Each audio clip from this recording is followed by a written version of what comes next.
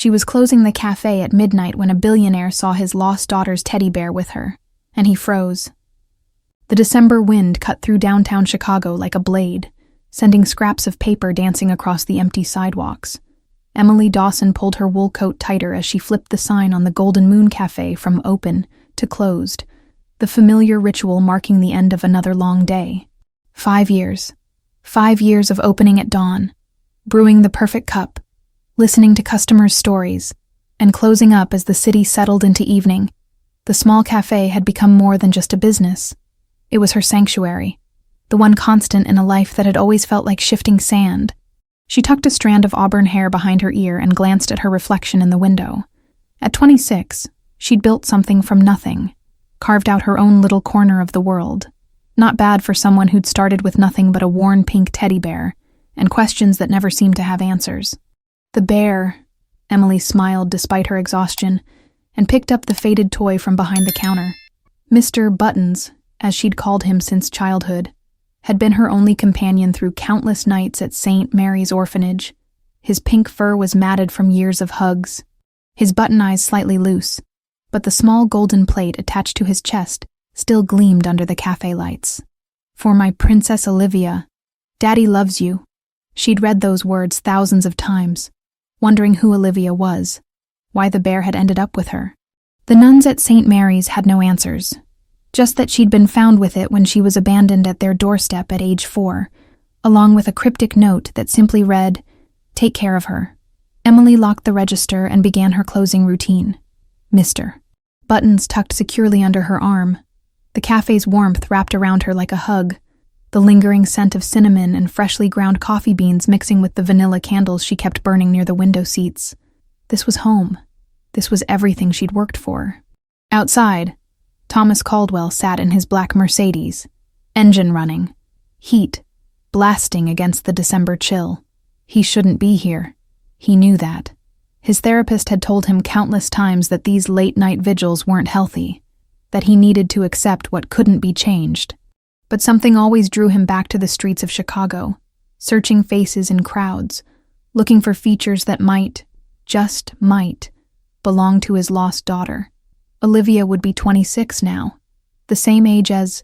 Thomas's breath caught in his throat as the young woman emerged from the cafe. And he saw it, the pink teddy bear clutched against her side, its golden plate catching the streetlight like a beacon. His hands gripped the steering wheel so tightly his knuckles went white. It couldn't be. After 23 years of searching, of dead ends and false hopes, of investigators who'd taken his money and delivered nothing but disappointment, it couldn't be this simple. But there it was, the bear he'd had specially made for Olivia's 3rd birthday, the one with the custom engraving he'd paid extra for because he wanted his little princess to know how much her daddy loved her. The bear she'd been clutching when those monsters took her from their front yard while Catherine was inside making lunch. The memories crashed over him like a tsunami. Catherine screaming his name from the doorway, police cars filling their circular driveway, news vans camping outside their Winnetka mansion, the ransom calls that never came, the investigative leads that turned to dust, the gradual realization that his baby girl was never coming home. Catherine had never recovered.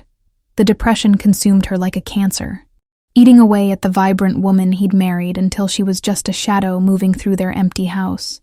She'd died 6 years after Olivia's disappearance, and the doctors called it heart failure, but Thomas knew better. She'd died of a broken heart. Now this young woman, Emily, according to the faded nameplate on her apron, was walking down the sidewalk, carrying the one piece of physical evidence that connected him to his daughter, the bear that should have been buried with all his other dreams. Thomas pulled out his phone with shaking fingers and snapped a photo through the windshield. The image was grainy, taken through glass and streetlight glare, but he could make out the golden plate. His heart hammered against his ribs as he zoomed in, trying to read the engraving he knew by heart. "For my Princess Olivia, Daddy loves you." The words blurred as tears filled his eyes. 23 years of wondering, of hoping, of telling himself to let go and move on. 23 years of therapy and support groups and well-meaning friends telling him he needed to accept that Olivia was gone. But she wasn't gone. She was right there, 30 yards away, walking toward the L station with his bear tucked under her arm. Emily paused at the corner, waiting for the light to change. And in that moment, Thomas saw something that made his breath hitch. The way she tilted her head slightly to the left when she was thinking, just like Catherine used to do. The graceful curve of her neck. The determined set of her shoulders despite her small frame, even from a distance. Even through the distortion of windshield and streetlight. He could see echoes of his wife in this stranger. The light changed.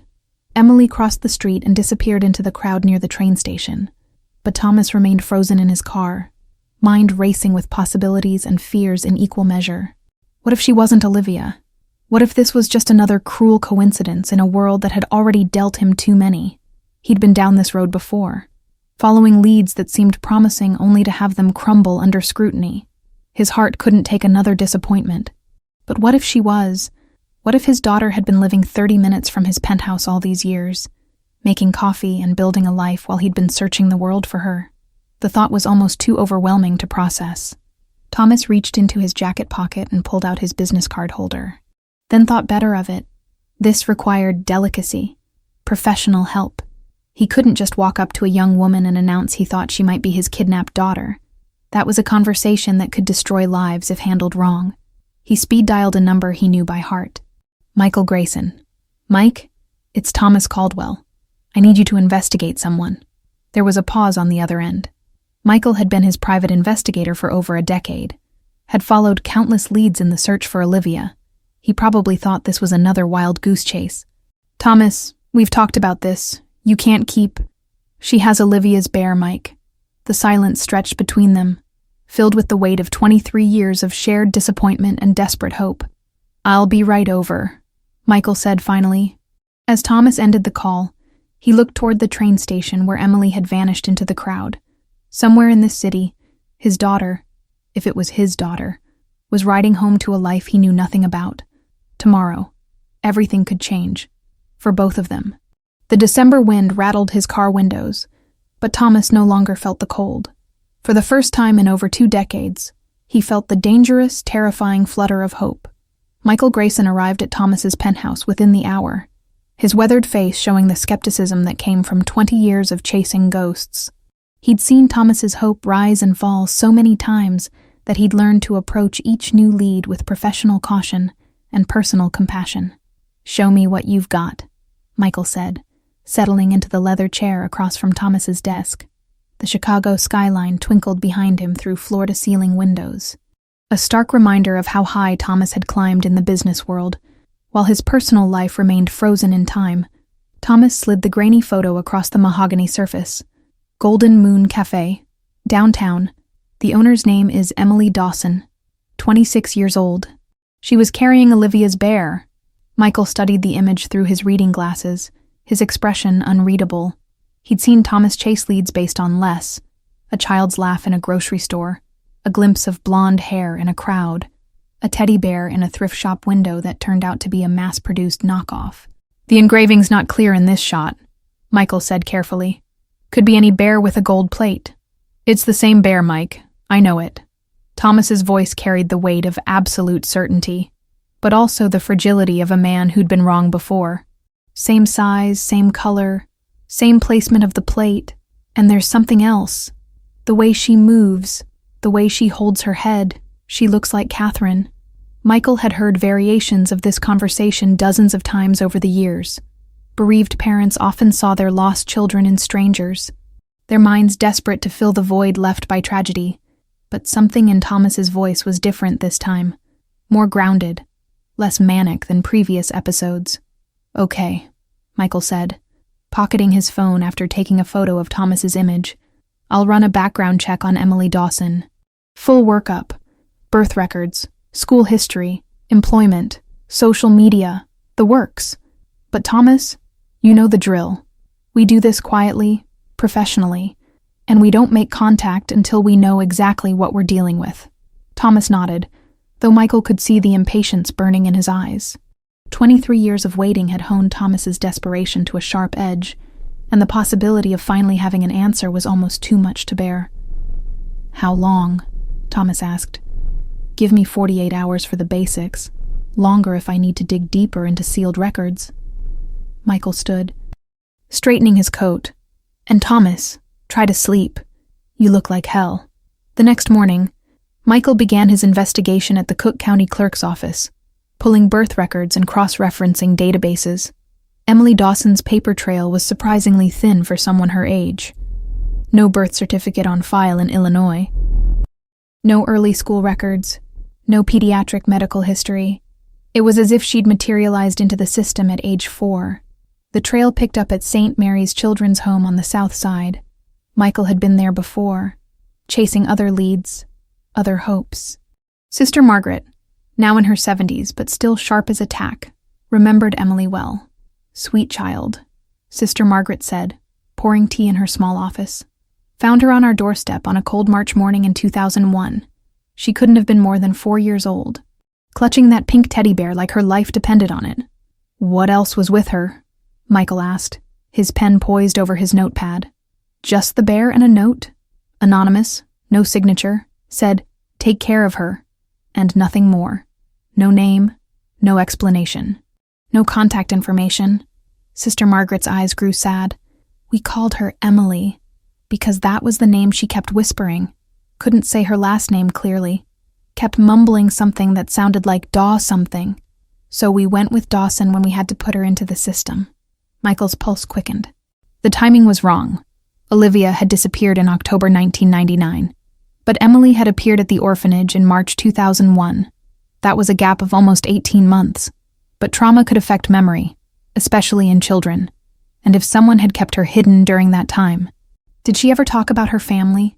Her life before? Sister Margaret shook her head. The poor thing had night terrors for months, kept crying for her daddy and someone named Mama Catherine. But whenever we asked for details, she'd just shake her head and hold that bear tighter. Eventually, the memories seemed to fade. Children are resilient that way. Sometimes too resilient.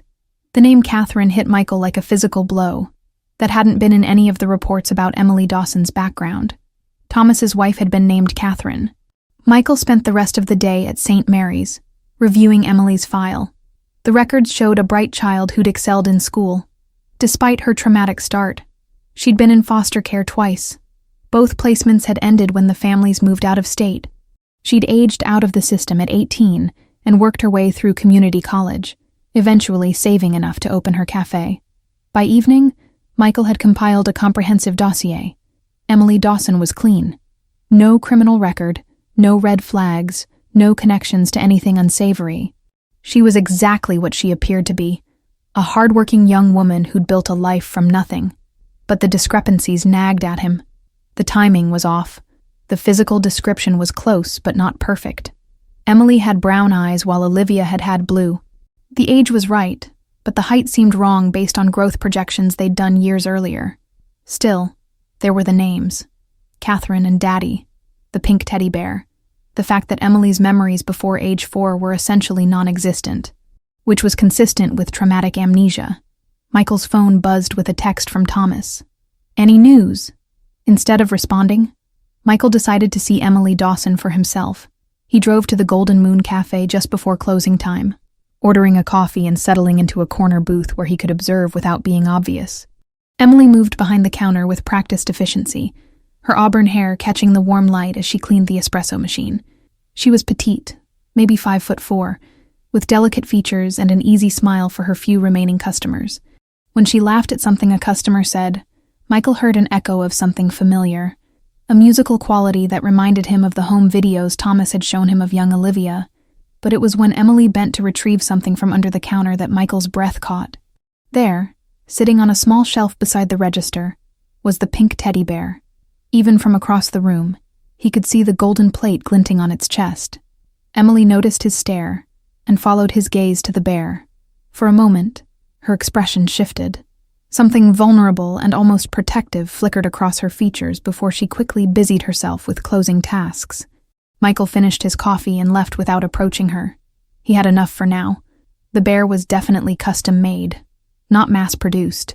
Emily's reaction to his interest in it suggested it held deep personal meaning, and the timing, while not perfect, wasn't impossible if someone had kept Olivia hidden for over a year before abandoning her. As he walked to his car, Michael noticed Emily locking up the cafe. the bear tucked securely under her arm just as Thomas had described. She looked tired but content, unaware that her entire world might be about to change. Back at his office, Michael spread out all the evidence on his desk. Photos, documents, witness statements, timelines. It wasn't conclusive. Not yet. But it was the strongest lead they'd had in 23 years. He picked up his phone to call Thomas, then hesitated.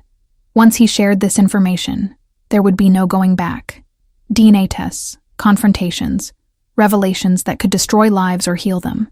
Emily Dawson was living a quiet, peaceful life. Did she deserve to have it turned upside down by a desperate father's hopes? But if she really was Olivia Caldwell, didn't she deserve to know the truth about who she was? Michael dialed Thomas's number, knowing that tomorrow, everything would change. Emily was restocking the pastry display when the bell above the cafe door chimed, announcing the arrival of her first customer of the day. She looked up to see a man in his early 50s, well-dressed in a charcoal wool coat, with salt and pepper hair and kind eyes that seemed oddly familiar. "Good morning," she said, wiping her hands on her apron. "What can I get started for you?" The man approached the counter slowly, his gaze taking in every detail of the cafe. The mismatched vintage chairs, the local artwork on the walls, the handwritten menu board behind the register. When his eyes landed on Mr. Buttons, perched in his usual spot on the shelf, something shifted in his expression. "Victor Hale," he said, extending his hand. "I'm an old friend of your family." Emily's smile faltered slightly. "I'm sorry, but I think you have me confused with someone else." "I don't have any family." Victor's expression grew gentle, almost paternal. "I know this might sound strange, Emily, but I knew you when you were very young, before St. Mary's." The words hit Emily like a physical blow. Nobody knew about St. Mary's unless she told them, and she rarely shared details of her childhood with customers. She studied Victor's face more carefully, searching for any trace of recognition, but found only a vague sense of unease. "How do you know about that?" she asked, her voice barely above a whisper. "Because I was there when you needed help the most." Victor leaned against the counter, his voice taking on a protective tone. "I've been watching over you from a distance, making sure you were safe, but lately I've noticed some concerning developments." Emily felt a chill run down her spine that had nothing to do with the December morning. "What kind of developments?" "People asking questions about you, digging into your past. I'm worried they might mean you harm." The rational part of Emily's mind screamed warnings. This was exactly the kind of situation the self-defense classes at the community center had prepared her for. Strange man, personal information, veiled threats. But something in Victor's eyes seemed genuinely concerned, almost desperate. "I don't understand," she said, gripping the edge of the counter. "Why would anyone want to harm me? I run a coffee shop. I mind my own business. I don't have enemies." Victor glanced around the empty cafe, then back at her with increasing intensity. "Your past isn't as simple as you think it is, Emily. There are things about your early childhood, about how you ended up at St. Mary's that you don't remember, things that certain people would kill to keep buried." Emily's hand instinctively moved toward Mr. Buttons. The bear had always been her anchor during moments of uncertainty, his familiar presence a reminder that she'd survived worse than whatever life could throw at her now. "You remember him, don't you?" Victor said, noticing the gesture. "That bear has been with you through everything. He's the only thing that connects you to who you really are, who I really am." Emily's voice cracked slightly. "I know who I am. I'm Emily Dawson. I own this cafe. I worked hard to build this life. But that's not your real name." Victor's voice was gentle but insistent. "Emily Dawson is just what the nuns called you when they couldn't understand what you were trying to say. Your real name. Your real family. That's what these dangerous people are trying to find." Emily sank onto the stool behind the register, her legs suddenly unsteady. She'd always wondered about her life before St. Mary's, about the fragments of memories that occasionally surfaced in dreams. A man's voice singing lullabies, the scent of expensive perfume, sunshine streaming through tall windows. But the nuns had told her those were just fantasies, the mind's way of filling in blanks. "If you know so much about my past," she said, looking up at Victor, "then tell me, what's my real name? Who were my parents?" Victor's expression grew pained. "It's not that simple. There are people who would hurt you if they knew you were asking questions.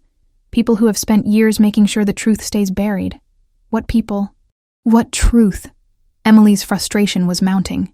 You can't just waltz in here, turn my world upside down with cryptic warnings and then refuse to give me answers. I'm trying to protect you, Victor said, his voice taking on an edge of desperation.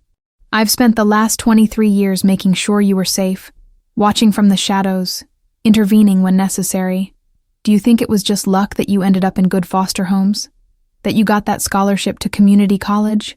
That you found this perfect location for your cafe at such a reasonable rent?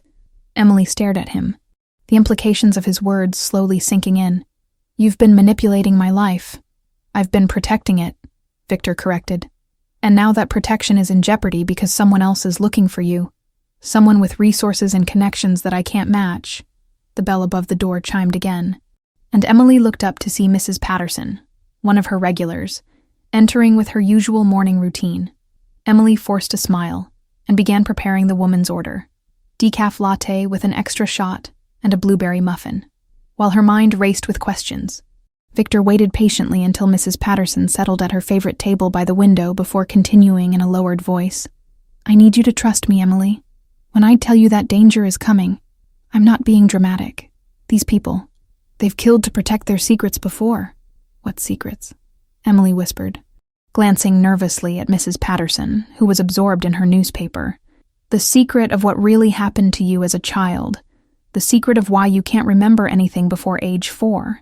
The secret of why someone wanted you to disappear so badly that they were willing to... Victor cut himself off, shaking his head. I can't tell you everything. Not yet. It's too dangerous. Emily felt tears of frustration burning behind her eyes. This is insane. You're talking about my life like it's some kind of spy movie. I wish it were that simple. Victor reached into his coat pocket and pulled out a business card. This is my number. Keep it with you at all times. If you notice anyone watching you, anyone asking questions about your past, anyone who seems too interested in that bear of yours, you call me immediately. Emily took the card with shaking fingers. It was simple, elegant. Just his name and a phone number. No business or address listed. How do I know you're telling the truth? She asked. How do I know you're not the one I should be afraid of? Victor's smile was sad but genuine. Because if I wanted to hurt you, Emily, I've had 23 years of opportunities. Instead, I've spent those years making sure you stayed alive and safe. He paused, studying her face with an intensity that made her uncomfortable. You have your mother's eyes, you know, and your father's stubborn chin. Before Emily could respond, Victor turned and walked toward the door. He paused with his hand on the handle, looking back at her one more time. Be careful, Emily. Trust no one except me, and whatever you do, don't let anyone take that bear away from you. It's more important than you know. The door closed behind him with a gentle chime, leaving Emily alone with Mrs. Patterson and a head full of terrifying possibilities. She looked down at the business card in her trembling hands, then up at Mr. Buttons sitting innocently on his shelf. For the first time in years, Emily felt truly afraid. 3 days after Victor's unsettling visit, Emily was still jumping at shadows. Every time the cafe door opened, she half expected to see either Victor's concerned face or the mysterious, dangerous people he'd warned her about. Instead, she got her usual mix of regulars and tourists, plus one new customer who'd been coming in every morning since Tuesday, Thomas Caldwell. She'd learned his name when he'd paid with a credit card, was probably in his late 50s, impeccably dressed in tailored suits that screamed money and success. He always ordered the same thing: black coffee, no sugar, and a plain bagel with cream cheese. He'd sit at the corner table by the window, pull out his laptop, and work quietly for exactly 45 minutes before leaving with a polite nod and a generous tip. Emily found herself looking forward to his visits in a way that surprised her. There was something comforting about his presence, stable and reassuring in a way that contrasted sharply with Victor's ominous warnings. Thomas had kind eyes and laugh lines that suggested he'd once smiled more than he did now. When he looked at her, which he did more often than most customers, his expression held an odd mixture of hope and barely contained emotion that she couldn't quite decipher. "Your usual this morning, Mr. Caldwell?" Emily asked as he approached the counter on Friday morning. "Please," he said, and she noticed his voice was slightly hoarse, as if he'd been up all night. "And Emily?" You can call me Thomas. She smiled as she poured his coffee, enjoying this small step toward familiarity. Long night. Thomas's hand paused halfway to his wallet. You could say that. Work keeping you up too. Actually, it's been a strange week, Emily admitted, surprised by her own openness. Something about Thomas invited confidence. I had this weird encounter with a customer who claimed to know about my past. Made me think about things I usually try not to dwell on. Thomas's entire body went still. What kind of things? Emily busied herself with his bagel, suddenly feeling vulnerable. She rarely talked about her childhood with anyone, let alone virtual strangers. But Thomas was watching her with such genuine concern that the words kept coming. I was adopted. Well, not exactly adopted. I grew up in an orphanage after I was found abandoned when I was 4. I don't remember anything from before that. She glanced up at Mr. Buttons on his shelf. Just fragments sometimes. Dreams that feel like memories.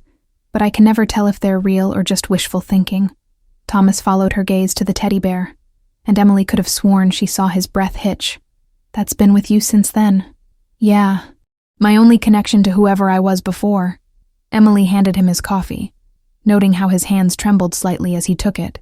The man who came in earlier this week seemed to think it was significant somehow. He knew things about my childhood at St. Mary's that he shouldn't have known. What kind of man? Thomas's voice was carefully neutral, but Emily caught the sharp interest in his eyes. Older, well-dressed, said his name was Victor Hale.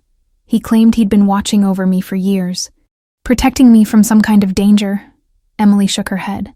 It sounds crazy when I say it out loud. Thomas was quiet for a long moment, studying her face with an intensity that made her self-conscious. What did you tell him? Nothing, really. I didn't know what to believe. Emily wiped down the counter, needing something to do with her hands.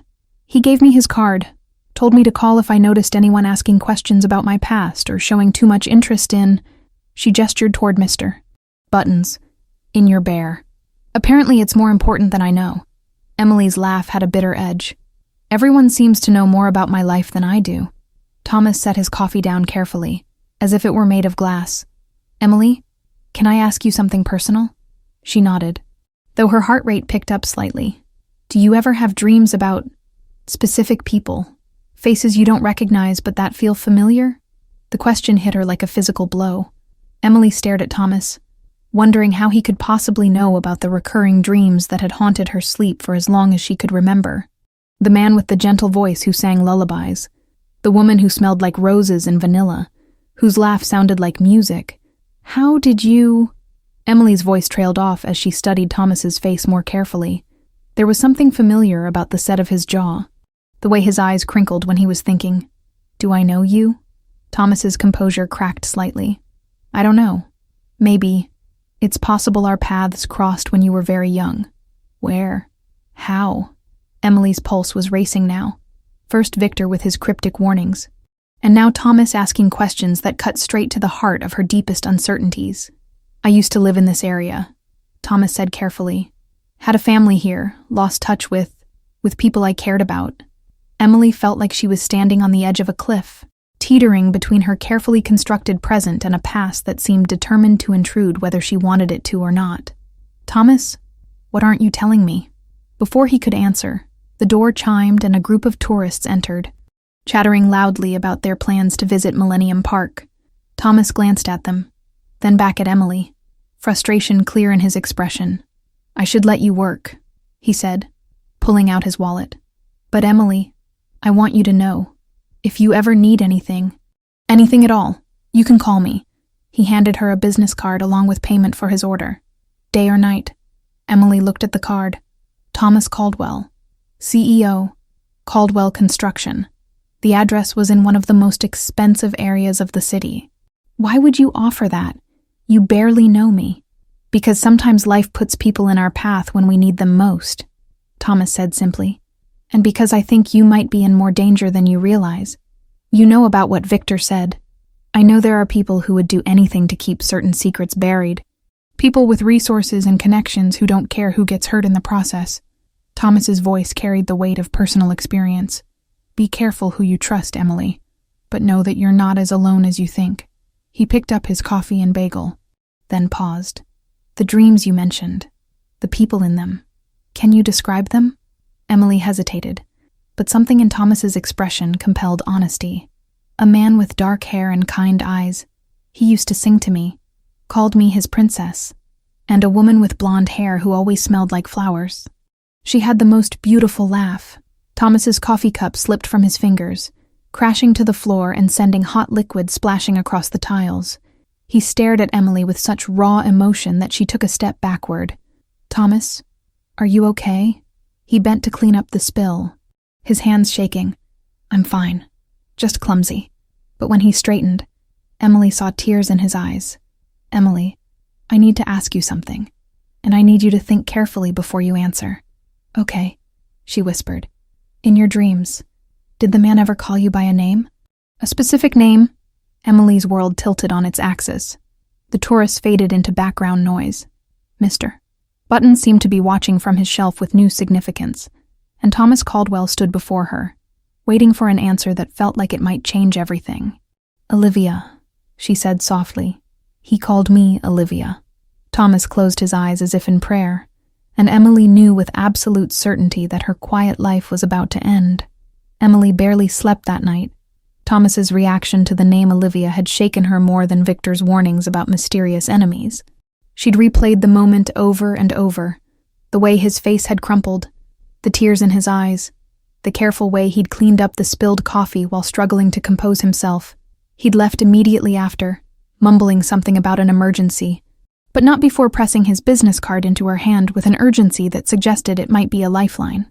Now, at 3 a.m, she sat in her small apartment above a used bookstore, cradling Mr. Buttons and staring out at the empty street below. The bear felt different in her arms somehow, heavier with significance than it had just days before. She turned him over, examining every detail as if seeing him for the first time. The careful stitching, the quality of the fabric, the way the golden plate was attached with tiny screws rather than glue. "For my Princess Olivia, Daddy loves you." The words seemed to pulse with meaning now. What if Olivia wasn't just some random child whose bear had somehow ended up with her? What if she was Olivia? The thought was too enormous to process. Emily had built her entire identity around being Emily Dawson, the orphan who'd made something of herself through sheer determination. The idea that she might be someone else entirely, someone with a family, a history, a real name, felt like standing on quicksand. Her phone buzzed with a text message. "Are you awake? Thomas." Emily stared at the screen. It was past 3 a.m. What kind of person sent texts at this hour unless it was an emergency? "Can't sleep," she typed back. Her phone rang immediately. "Emily, I'm sorry for calling so late. I couldn't stop thinking about our conversation." Thomas's voice was thick with exhaustion and something else. Hope. Maybe. Or fear. Neither could I. Emily pulled her knees up to her chest, still holding Mr. Buttons. "Thomas, what happened today? When I said that name, you looked like you'd seen a ghost." There was a long pause on the other end. "In a way, I did. What does that mean? Emily, I need to tell you something, but I'm afraid of what it might do to your life, what it might do to both our lives." Emily's heart hammered against her ribs. "Tell me." "I had a daughter once. Her name was Olivia. She disappeared when she was 3 years old. 23 years ago." The words hit Emily like a physical blow. She gripped the phone tighter, her mind racing to process the implications. Disappeared how? She was kidnapped from our front yard while my wife was making lunch inside. We never found her. Never got a ransom demand. Never got answers. Thomas's voice cracked. "It destroyed my marriage, my wife, my whole life." Emily closed her eyes, fragments of dreams suddenly taking on new significance. The man with kind eyes who sang lullabies. The woman who smelled like flowers. The sense of safety and love that had always felt just out of reach. "The bear," she whispered. "I had it specially made for her 3rd birthday. Custom engraving. Expensive materials. There was only one like it in the world." Emily looked down at Mr. Buttons, her hands trembling. "Thomas, are you saying you think I'm your daughter? I don't know. God help me, I want to believe it. But I've been down this road before. I've followed leads that seemed promising only to have them fall apart. I can't survive another disappointment. But the dreams I described, Matched my wife Catherine and me perfectly. The name Olivia, the bear, the timeline. It all fits. But there are discrepancies too. The dates don't line up exactly. You have brown eyes. Olivia had blue. You're smaller than our projections suggested she'd be. Emily stood and walked to her bathroom mirror, studying her reflection with new eyes. Brown eyes that could have changed color as she aged. A face that might carry traces of parents she'd never consciously remembered. Features that could belong to the people in her dreams. There's something else, Thomas continued. The man you described, Victor Hale. I've had my investigator looking into him. He doesn't exist in any official capacity before 1999. No birth certificate, no school records, no employment history. It's like he appeared out of nowhere the same year Olivia disappeared. Emily sank back onto her couch, the implications crashing over her like waves. You think he's connected to what happened to her? To me. I think Victor Hale knows a lot more about your past than he's telling you, and I think his warnings about people asking questions might have been directed at me and my investigation. So what do we do? Emily asked, though part of her already knew the answer would change everything. We find out the truth. DNA test, more investigation, whatever it takes. But Emily, I need you to understand. If you are Olivia, if you're my daughter, there are going to be people who don't want that information coming to light. What people? Whoever took you. Whoever's been keeping this secret for 23 years, they've managed to stay hidden this long. They won't give up without a fight. Emily thought about Victor's warnings, his claims about protecting her, his insistence that dangerous people were looking for her. Had he been talking about Thomas? Or was there someone else? Someone with even more to lose if the truth came out. I'm scared, she admitted. So am I, Thomas said. But I'm also more hopeful than I've been in decades, Emily. Would you be willing to meet with me tomorrow? Somewhere safe, somewhere we can talk properly about all of this. Emily looked around her small apartment, the carefully curated life she'd built, the independence she'd fought for, the simple existence that had felt complete just a week ago. Taking this step meant risking all of it. Yes, she said finally, but I want to bring the bear. Of course. Thomas's voice was thick with emotion. Emily, if you are Olivia, I want you to know. I never stopped looking for you, never stopped hoping, and I never stopped loving you. After they hung up, Emily sat in the darkness holding Mr. Buttons, letting memories surface that she'd always dismissed as fantasies.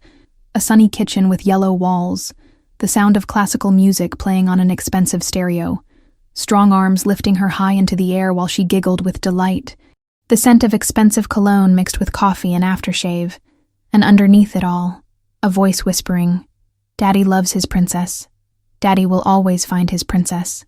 But if those memories were real, if Thomas really was her father, then what had Victor's role been in all of this? Why had he known so much about her childhood? Why had he been watching her for years? And most terrifyingly, what lengths would he go to in order to keep his secrets buried? Emily's phone buzzed with another message, this one from an unknown number. Stay away from Thomas Caldwell. Your life depends on it. A friend. She stared at the screen, her blood running cold. Victor had said he'd been protecting her, but as Emily looked out at the empty street below, she couldn't shake the feeling that she was being watched by eyes that wished her anything but safety. Tomorrow, she would learn the truth about who she really was. Tonight, she could only hope she'd live long enough to find out. October 15th, 1999. 23 years earlier, Victor Hale adjusted his chauffeur's cap in the rearview mirror of the pristine black Mercedes. Watching 3-year-old Olivia Caldwell chase butterflies in the expansive front yard of the Winnetka mansion, the autumn sun cast golden light through the oak trees, and the little girl's laughter carried on the crisp air like music. He'd been working for the Caldwell family for 2 years. Ever since his previous employer had downsized and left him scrambling for work, the pay was excellent, the benefits generous, and Thomas Caldwell treated him with more respect than most wealthy men showed their staff. It should have been the perfect job. But Victor had debts. Gambling debts that grew larger every week, no matter how much of his salary he threw at them. The kind of debts that came with threats and broken bones and promises of worse things to come if payment wasn't made soon. $50,000. That's what he owed Tony Marchetti. a man who collected debts with baseball bats and had a reputation for making people disappear when they couldn't pay up. Victor had exactly 1 week to come up with the money, or Catherine Caldwell would be planning a funeral instead of her daughter's 4th birthday party. "Victor!" Catherine's voice called from the front door. "Could you bring the car around? I need to run to the grocery store before lunch." "Of course, Mrs. Caldwell," Victor replied, his voice steady despite the churning in his stomach. He'd been watching the family's routines for weeks now, noting when Thomas was at work, when Catherine ran errands, when little Olivia played alone in the yard. The plan was simple: snatch the kid during one of Catherine's shopping trips, demand a ransom that would cover his debts plus enough to start fresh somewhere far away. The Caldwells were worth millions. 50,000 was pocket change to them. They'd pay without question. He'd return Olivia unharmed, and everyone would move on with their lives. It was foolproof. It had to be. Catherine emerged from the house in a cream-colored wool coat, her blonde hair perfectly styled despite the morning wind. She was a genuinely kind woman, always asking about Victor's fictional family, always making sure he had coffee on cold mornings. The guilt ate at him, but desperation was stronger than conscience.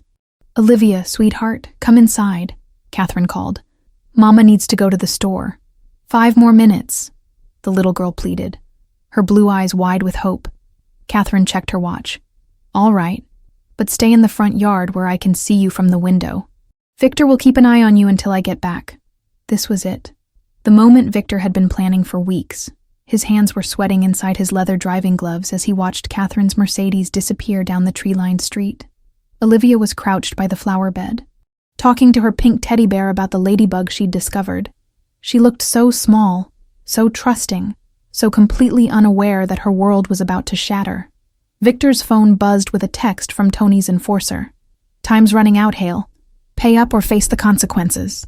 He took a deep breath and approached the little girl. "Hey there, princess. Your daddy asked me to take you for a special ride." Olivia looked up with Catherine's trusting eyes. "Where are we going?" "It's a surprise, but you'll need to bring your bear." The first part went exactly as planned. Olivia climbed willingly into Victor's personal car, an old Honda he kept parked a few blocks away. She chattered excitedly about the surprise as he drove to the abandoned warehouse on the south side, where he'd prepared a makeshift room with a cot, some toys, and enough food for a few days. But then everything went wrong. On the second day, Olivia developed a fever. By the third day, she was barely responsive, burning up with an infection that Victor couldn't identify. He'd planned to call with ransom demands after a week, once the initial police search had cooled down. Instead, he found himself panicking as the little girl who'd been calling for her Mama Catherine and Daddy grew sicker and sicker. Victor had never meant for anyone to get hurt. He wasn't a killer, just a desperate man who'd made a terrible choice.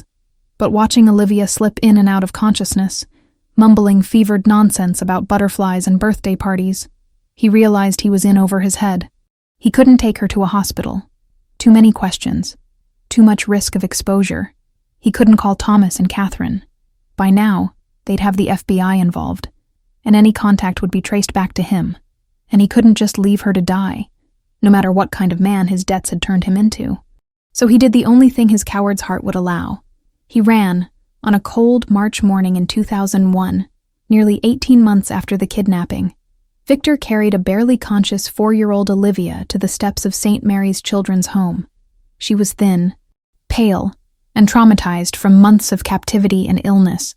Her beautiful blue eyes had changed to brown, a side effect, he later learned, of the medication he'd given her to treat the infection that had nearly killed her. He left her there with the pink teddy bear and an anonymous note. "Take care of her." No explanation, no name, no contact information. Just a scared little girl who could barely remember her own identity, let alone provide authorities with details about her captivity. Victor drove straight to the airport and disappeared. New identity, new city, new life built on the foundation of the most shameful act he'd ever committed. But he couldn't outrun the guilt. For 23 years, he'd watched from a distance. Anonymous donations to St. Mary's that helped fund Emily's education. Strings pulled to ensure she got into good foster homes. A word whispered in the right ear. When that scholarship committee was considering her application, money slipped to the landlord who agreed to rent her the perfect space for her cafe at below-market rates.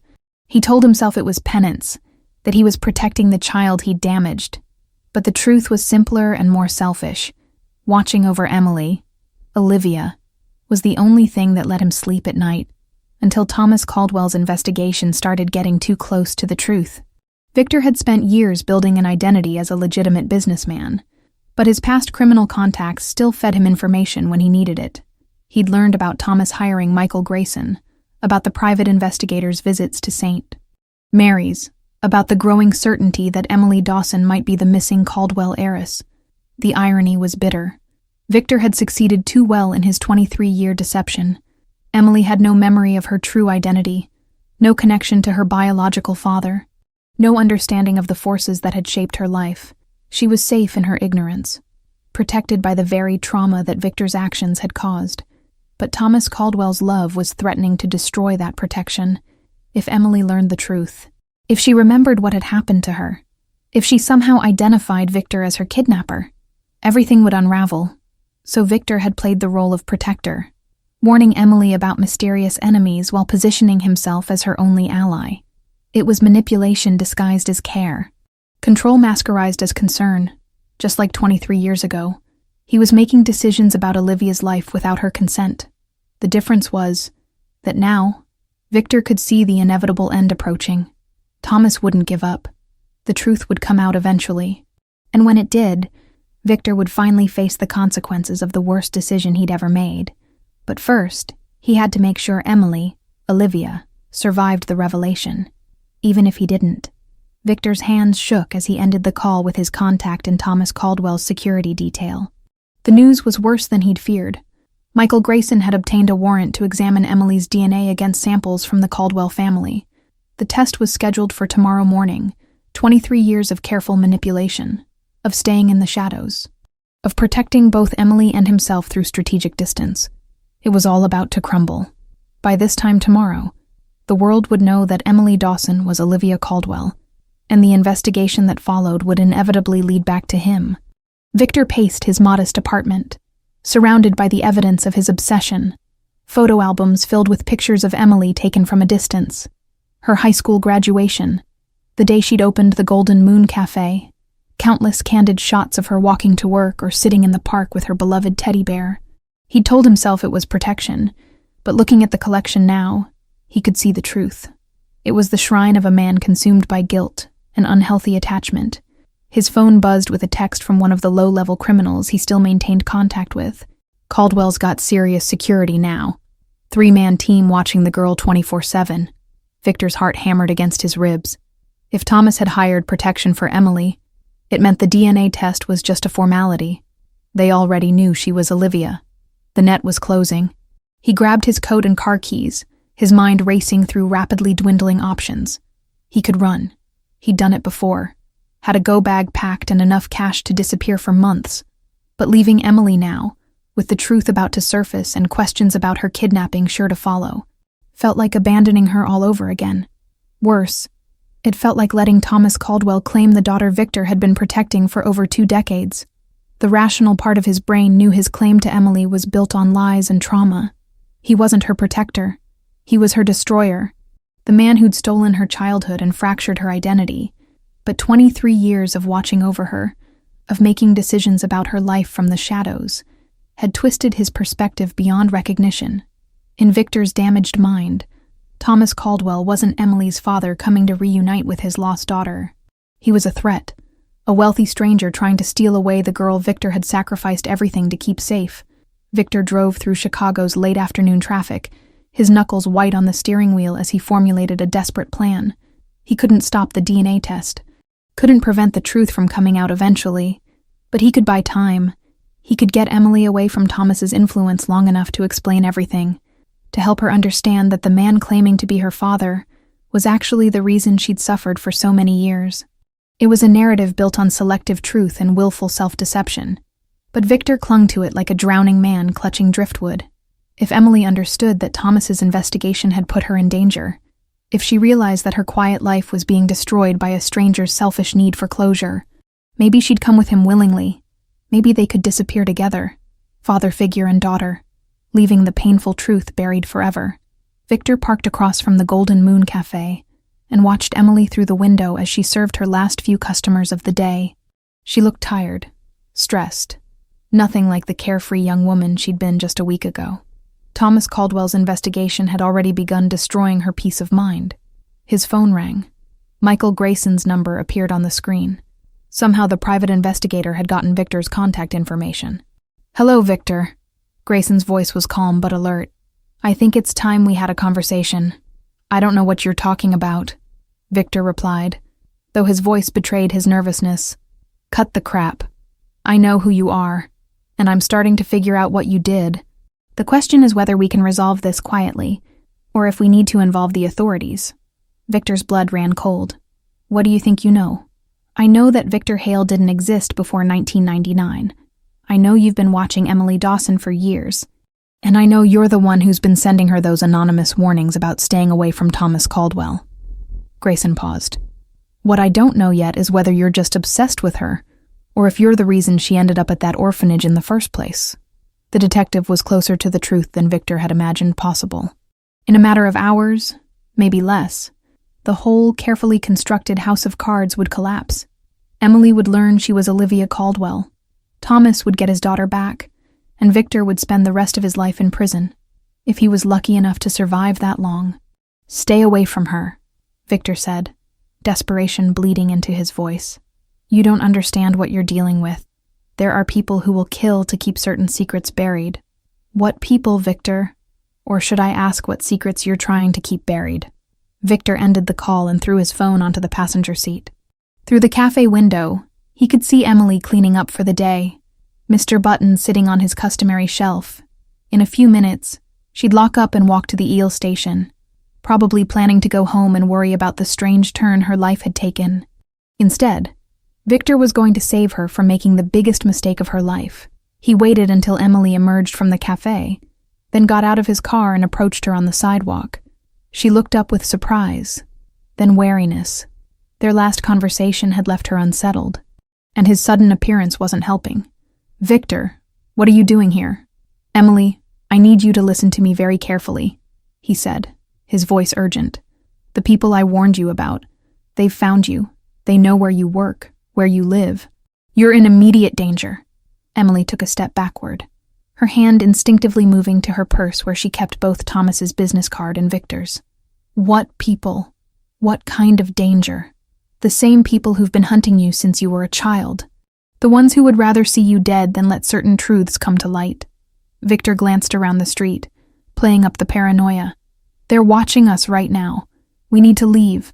Immediately." "I'm not going anywhere with you," Emily said firmly. "If I'm really in danger, I'll call the police. The police can't protect you from this. These people have resources, connections, money. They've already gotten to Thomas Caldwell. That man you've been talking to at the cafe, he's working with them." Emily's eyes widened. "That's not true. Thomas is trying to help me figure out who I really am." "Emily, listen to yourself. A wealthy stranger shows up asking questions about your past, and suddenly you trust him completely. Don't you see how perfectly orchestrated this is?" Victor stepped closer, his voice taking on the persuasive tone he'd perfected over years of manipulation. "They're using your desperation for answers against you, making you believe Thomas Caldwell cares about you when really he just wants to use you." "Use me for what?" "I don't know yet. But I know that everyone who gets too close to the truth about your past ends up dead or disappeared. The nun who handled your case at St. Mary's died in a car accident 5 years ago. The social worker who placed you in foster care overdosed on pills she'd never taken before. The doctor who treated you when you first arrived at the orphanage had a heart attack at age 45. The lies came easily now, built on just enough truth to sound plausible. Victor had spent years researching everyone who'd been involved in Emily's childhood, not to eliminate them, but to understand how much they might remember. Their deaths had been coincidental, natural, but in Emily's current state of confusion and fear, coincidence could be made to look like conspiracy. "You're scaring me," Emily whispered. "Good. You should be scared. These people don't leave loose ends." Victor pulled out his car keys. "I have a safe house outside the city. Somewhere we can lay low until I can figure out how to get you out of the country permanently." Emily looked back at her cafe, at the life she'd built, at the normalcy that was slipping away like water through her fingers. I can't just disappear. I have responsibilities. A business. You'll have a grave if you stay, Victor said bluntly. Emily, I've been protecting you for over 20 years. I've never steered you wrong. Trust me now when it matters most. The street around them was growing darker as evening settled over the city. In the distance, Victor could see a black SUV that might have been Thomas's security team. Time was running out. Please, he said, allowing genuine desperation to color his voice. Let me save you one more time. After a long moment, Emily nodded and followed him to his car, clutching Mr. Buttons tightly against her chest as her carefully constructed world crumbled around her.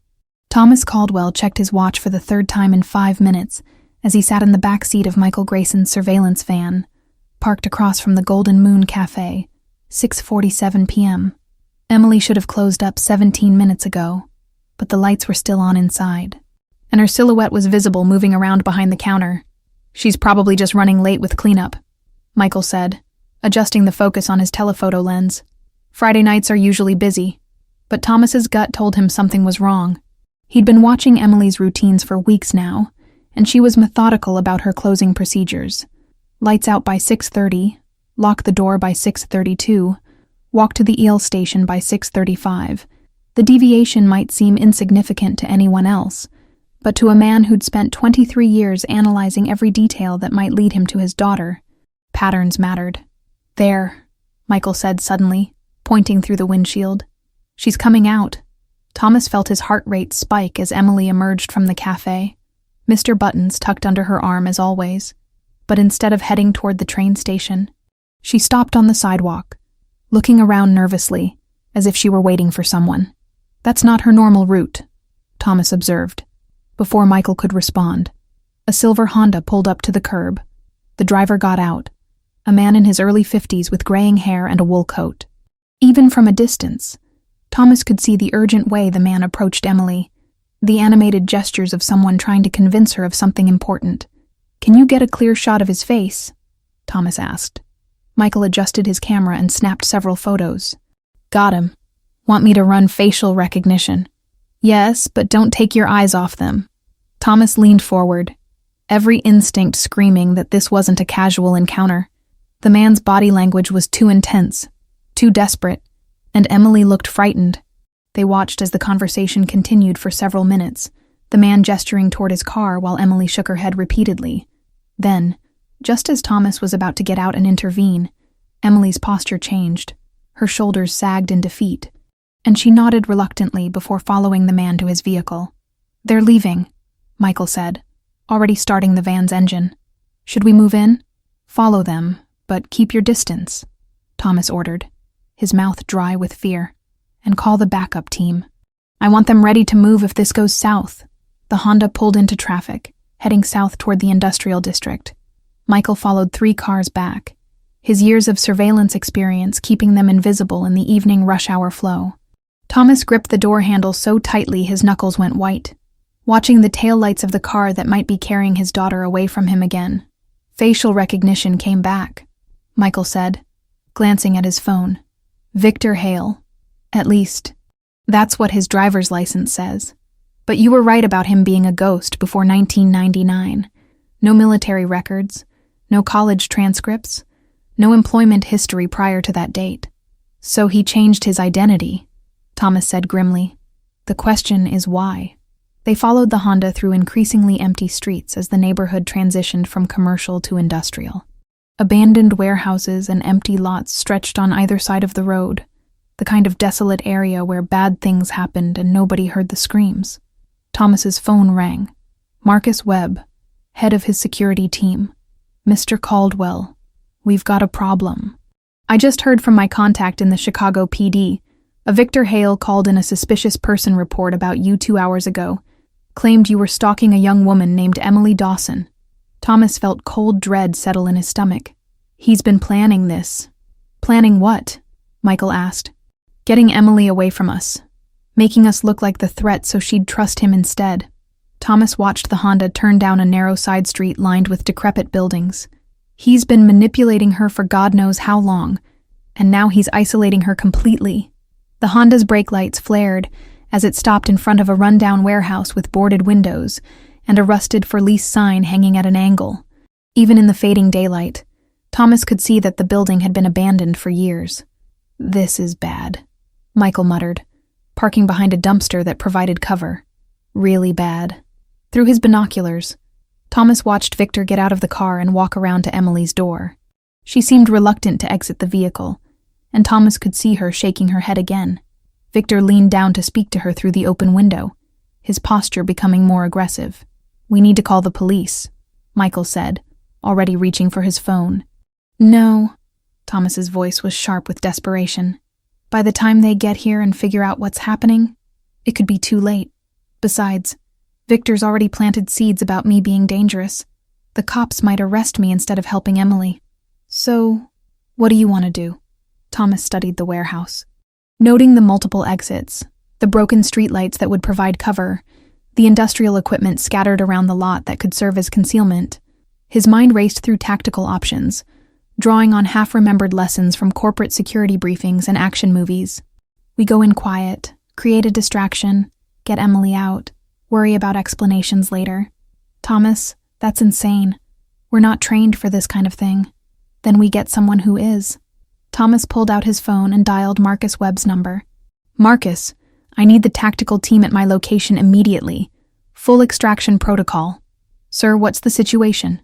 "Potential kidnapping in progress. The target is armed and desperate, and he has Emily." Thomas gave their location, his eyes never leaving the warehouse. "And Marcus, come prepared for anything." Through the binoculars, Thomas saw Victor finally convince Emily to get out of the car. She clutched Mr. Buttons against her chest like a shield as Victor guided her toward a side entrance to the warehouse. The man's hand was on her back, not quite forcing her, but clearly preventing her from changing her mind. "They're going inside," Michael reported unnecessarily. Thomas felt the same helpless rage that had consumed him 23 years ago when Olivia first disappeared. Once again, his daughter was being taken from him by someone who claimed to know what was best for her. Once again, he was watching from a distance while the person he loved most in the world walked into danger. But this time was different. This time he knew where she was. This time he had resources, contacts, a security team trained for exactly these situations. This time he wouldn't lose her. "Ida on the tactical team," Thomas asked Marcus over the phone. 12 minutes. 12 minutes felt like 12 hours when your daughter was trapped in an abandoned warehouse with a man whose entire identity was built on lies. Thomas checked his watch. 7:23 p.m. In less than 24 hours, Emily was supposed to take a DNA test that would officially confirm what his heart already knew, that she was Olivia Caldwell, his lost princess, the little girl he'd been searching for since she was 3 years old. Now she might disappear again before he ever got the chance to tell her who she really was. "Movement on the second floor," Michael said, pointing to a window where a faint light had appeared. "Looks like they're settling in for a while." Thomas unbuckled his seatbelt. "I'm not waiting for backup." "Thomas, don't do anything stupid." But Thomas was already getting out of the van, his mind focused on one simple truth. Emily was in that building, and he was going to bring her home, even if it killed him. After 23 years of failure, he wouldn't fail her again. The abandoned warehouse smelled of rust, decay, and 23 years of secrets. Emily followed Victor through a maze of broken machinery and debris-covered floors, her heart hammering with each step deeper into the building. The single flashlight beam cut through the darkness like a knife, revealing glimpses of graffiti-covered walls and shattered windows that let in the last traces of evening light. "This way," Victor said, his voice echoing in the cavernous space. "There's a room upstairs where we'll be safe until I can figure out our next move." Emily clutched Mr. Buttons tighter, the familiar weight of the teddy bear providing the only comfort in this nightmare scenario. "Victor, I'm scared. This place feels wrong." Victor paused on the metal staircase leading to the second floor, his expression softening with what might have been genuine concern. "I know it's frightening, but sometimes the safest places are the ones that look dangerous. No one will think to look for us here." As they climbed the stairs, Emily's mind raced with doubts that had been growing since they'd left the cafe. Victor's story about mysterious enemies and Thomas being part of some conspiracy felt increasingly hollow. The further they got from her normal life, the man she'd been talking to at the Golden Moon had seemed genuinely caring, not like someone plotting to harm her. "Here we are," Victor said, pushing open a heavy door to reveal a small office space. Someone had been here recently. There was a camping chair, bottled water, and a blanket spread on the floor. I've been preparing this place for weeks, just in case we needed a safe house. Emily stopped in the doorway, a chill running down her spine that had nothing to do with the December cold. You've been planning this for weeks. I told you. I've been protecting you. That means anticipating every possible threat. Victor set his flashlight on a makeshift table, casting dancing shadows on the walls.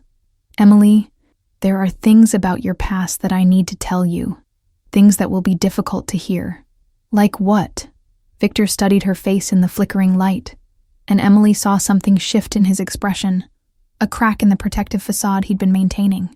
Like the fact that Thomas Caldwell isn't just some random stranger who happened to notice your teddy bear. Emily's heart skipped. What do you mean?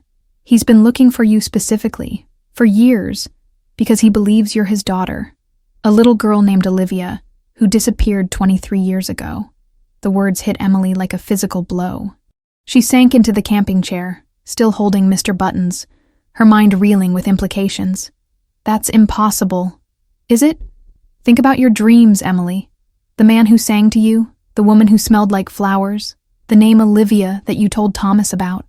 Victor knelt in front of her, his eyes intense in the flashlight beam. Thomas Caldwell thinks you're Olivia Caldwell, his kidnapped daughter. Emily looked down at the pink teddy bear in her arms, at the golden plate she'd read thousands of times. For my princess Olivia, Daddy loves you.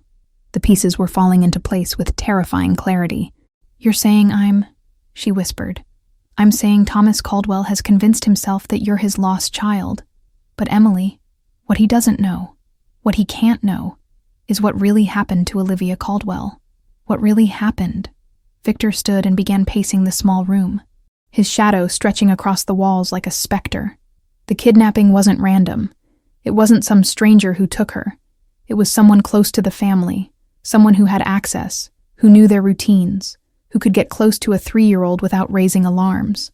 Emily's breath caught. Who? Victor stopped pacing and looked at her directly. Me?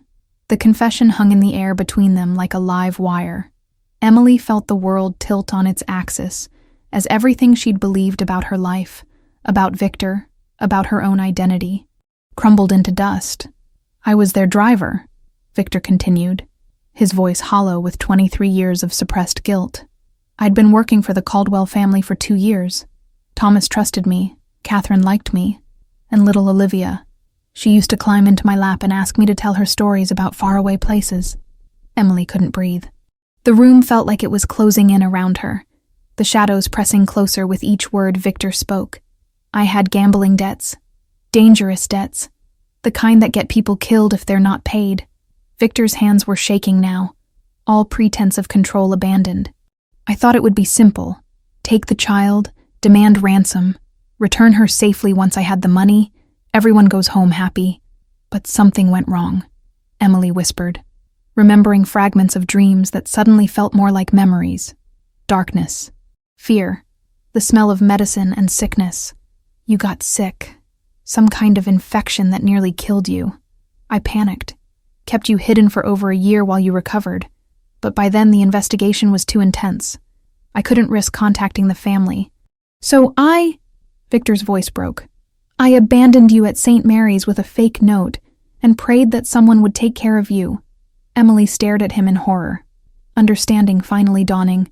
You destroyed my life.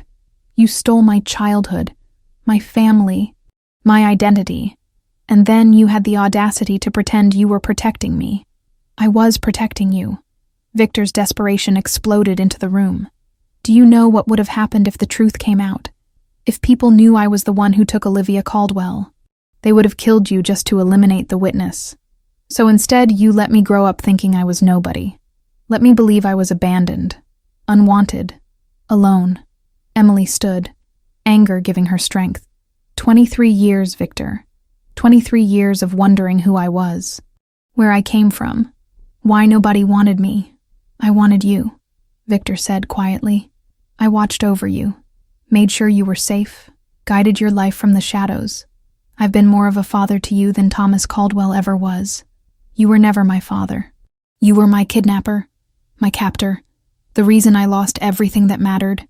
Emily backed toward the door, suddenly desperate to escape this room, this man, this horrible truth. And Thomas, he's been looking for me all these years. He never stopped. He never stopped, Victor confirmed, his voice bitter. Spent his fortune on investigators, destroyed his marriage, nearly destroyed himself, all because he couldn't let go of a daughter who was already gone. I wasn't gone.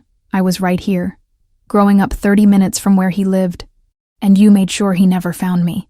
Outside, Emily heard sounds, footsteps on metal stairs, voices calling her name. Her heart leaped with hope and terror in equal measure. Emily, Thomas's voice echoed through the warehouse. Emily, where are you? Victor's expression shifted from guilt to panic. No, he can't be here. This ruins everything. Emily Dawson. Another voice, older and more authoritative. Chicago PD, are you hurt? Victor grabbed Emily's arm, his grip tight enough to bruise. You can't tell them what I told you, if they know the truth. They'll arrest me. And then who will protect you from the real enemies? Emily jerked away from him. Mr. Buttons falling to the floor. The only enemy I need protection from is you. She ran for the door, but Victor caught her wrist, spinning her around. In the struggle, he lost his footing, stumbling backward toward the broken railing that overlooked the warehouse floor below. Emily, please, he gasped, his arms windmilling as he fought for balance. I'm sorry. I'm so sorry for everything, but I love you. In my own way, I've always loved you. Their eyes met for one final moment. Kidnapper and victim, the man who'd stolen her life and the woman who'd survived despite him. Then Victor's foot slipped on a piece of broken concrete, and he tumbled through the railing with a scream that cut off abruptly when he hit the warehouse floor 20 feet below. Emily stood frozen in the doorway, staring at the empty space where Victor had been, as footsteps pounded up the stairs and flashlight beams cut through the darkness. Emily, Thomas burst into the room, followed by Michael and 2 police officers. Are you hurt? Are you okay? She looked at the man who'd been searching for her for 23 years, seeing him clearly for the first time, not as a potential threat or mysterious customer, but as her father, the man from her dreams, older and worn by years of grief, but unmistakably the person who used to sing her lullabies and call her his princess. Daddy, she whispered, and Thomas Caldwell caught his daughter as she collapsed into his arms, finally home after a lifetime of being lost. 6 months later, Emily stood in the kitchen of Thomas's Winnetka mansion, morning sunlight streaming through the same tall windows she remembered from her childhood dreams. The yellow walls had been repainted white years ago, but the bones of the room remained unchanged. The large island where her mother used to prepare meals, the breakfast nook where a 3-year-old Olivia had eaten cereal while chattering about butterflies and birthday parties. The DNA test results had been a formality. The moment Emily collapsed into Thomas's arms in that abandoned warehouse, calling him Daddy, both of them had known the truth with absolute certainty. She was Olivia Caldwell, the missing heiress, the lost princess who'd been found at last. But knowing who she was and learning to live with that knowledge were 2 entirely different challenges. Morning, sweetheart, Thomas said, entering the kitchen with the newspaper tucked under his arm. Even after 6 months, Emily could see the wonder in his eyes every time he looked at her, as if he still couldn't quite believe she was real, that she was here, that she was staying. Good morning, Dad, Emily replied, testing the word that still felt strange on her tongue. She'd spent 26 years calling no one by that name, and the intimacy of it sometimes overwhelmed her. They'd been taking things slowly. Emily had kept her apartment above the bookstore for the first 3 months, visiting the mansion on weekends. Gradually becoming comfortable in the space that should have been her childhood home, the transition had been harder than either of them expected. Thomas walking on eggshells, terrified of pushing too hard, and Emily struggling with the disorienting experience of recovering memories that contradicted 23 years of assumed identity. Dr. Sarah Martinez, the trauma specialist they both saw individually and together, had warned them that rebuilding their relationship would take time. Emily wasn't the same person she would have been if she'd grown up as Olivia Caldwell, and Thomas wasn't the same man he would have been if his daughter had never been taken. They were essentially strangers who shared DNA and a traumatic past, learning to become family from scratch. "How are you feeling about today?" Thomas asked, pouring coffee for both of them. Today was the grand opening of the Catherine Caldwell Foundation for Missing Children, the nonprofit they'd created together to transform their shared trauma into purpose. The foundation would provide resources for families of missing children, fund advanced investigative techniques, and support survivors as they rebuilt their lives after recovery. "Nervous," Emily admitted, accepting the coffee mug. "Good nervous, but still nervous." The foundation had become Emily's passion project, a way to channel the rage and grief she felt about her stolen childhood into something constructive. She'd thrown herself into the work with the same determination that had built the Golden Moon Café. But this time, she wasn't building alone. Thomas had provided the funding and business expertise, but Emily had insisted on maintaining operational control. She'd learned too much about the dangers of letting other people make decisions about her life, even people who loved her. The foundation was housed in a renovated building downtown, just 6 blocks from her cafe, which she'd decided to keep running with the help of a manager she'd hired and trained. Emily Dawson built something beautiful with that cafe, she'd told Thomas when he'd offered to buy her a larger space in a better neighborhood. "I'm not ready to let go of her completely," because that was the complicated truth she'd been working through in therapy. Emily Dawson wasn't just a false identity imposed by circumstance. She was also a person who'd survived trauma, built a life from nothing, and developed strength and independence that Olivia Caldwell might never have possessed. Integrating those two versions of herself into a coherent whole was an ongoing process. The doorbell rang, interrupting her thoughts. Thomas glanced at the clock. 8:30 a.m. "That'll be Michael," he said, ready for the final walkthrough. Michael Grayson had become something unexpected over the past 6 months. Not just Thomas's investigator, but a friend to both of them.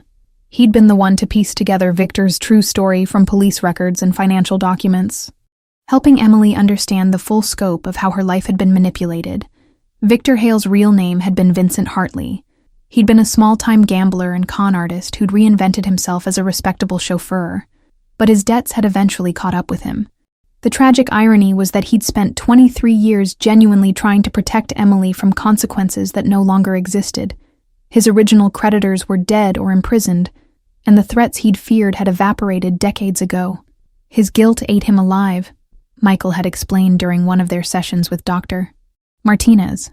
He created this elaborate fantasy where he was Emily's protector rather than her destroyer. In his mind, keeping her away from Thomas was keeping her safe. Emily still struggled with anger about the years Victor had stolen, but she'd also found an unexpected measure of peace in understanding his motivations. He'd been a broken man who'd made a terrible choice, and then spent the rest of his life trying to atone for it in the only way his damaged psyche could conceive. "Come in, Michael," Thomas called, opening the front door. "Coffee. Please, big day today." Michael accepted the mug Thomas offered and studied Emily's face with the professional concern that had become familiar. "How are you holding up?" "Better than I expected," Emily said honestly. 6 months ago, if you'd told me I'd be running a foundation for missing children, I'd have thought you were crazy. 6 months ago, you didn't know you were a missing child," Michael pointed out gently. They drove downtown together, Thomas and Emily in his Mercedes, Michael following in his own car. The foundation's building was already bustling with activity. Staff members making final preparations, journalists setting up equipment for the press conference, volunteers arranging chairs for the afternoon ceremony. Emily walked through the space with growing pride. The main floor housed a resource center for families, equipped with computers, phones, and a comfortable seating area where people could meet with counselors and investigators. The second floor contained offices for the staff, including Emily's own workspace that looked out over the same Chicago streets where she'd built her first independent life. The third floor was the part that meant the most to her personally, a residential facility for recovered missing persons who needed transitional support. Too many people who were found after years of absence struggled to reintegrate into lives that had moved on without them. The foundation would provide counseling, job training, and temporary housing to help survivors rebuild. "It's perfect," Thomas said, finding Emily in her office as the morning wore on. "Your mother would be so proud of what we've built here." Emily had been learning about Catherine Caldwell through photo albums, home videos, and Thomas's gentle stories. Her mother had been a warm, generous woman who'd volunteered extensively with children's charities before Olivia's kidnapping destroyed her ability to function. In some ways, the foundation felt like completing work Catherine had started. I wish I could remember her better, Emily said wistfully. The memories are still so fragmented. Dr. Martinez says that's normal. Trauma affects memory formation, especially in young children. But Emily, the important thing isn't what you remember about the past. It's what you choose to do with your future. The press conference went better than Emily had expected. She spoke briefly about her experience as both a missing child and a survivor, emphasizing the Foundation's mission to support families throughout the entire journey, from disappearance through recovery and beyond. No family should have to navigate this nightmare alone, she told the assembled reporters. And no survivor should have to figure out how to rebuild their life without support. That evening, after the crowds had gone and the building had emptied, Emily and Thomas sat in the Foundation's main conference room, sharing Chinese takeout and reflecting on the day. Do you ever wonder what would have happened if Victor had never taken you? Thomas asked quietly. Emily considered the question that had haunted her for months. Sometimes. But I think I'm becoming okay with not knowing. The person I am now. Emily Dawson, who survived and built something beautiful. Plus Olivia Caldwell, who had a family that never stopped loving her. That's who I want to be. Thomas smiled, the expression transforming his face in a way that made Emily see glimpses of the man he'd been before tragedy changed him. I love who you are now. All of who you are. As they prepared to leave, Emily picked up Mr. Buttons from her desk. The pink teddy bear had a place of honor in her office now, a reminder of where she'd come from and how far she'd traveled. Ready to go home? Thomas asked. Emily looked around the Foundation one more time, at the resource center that would help other families, at the residential facility that would support other survivors, at the offices where dedicated staff would work to ensure no one else suffered alone the way she and Thomas had. Yeah, she said, linking her arm through his. I'm ready to go home. Outside, the Chicago skyline glittered against the night sky, and Emily Caldwell, survivor, daughter, and architect of hope, walked toward tomorrow with her father beside her and her past finally, peacefully at rest.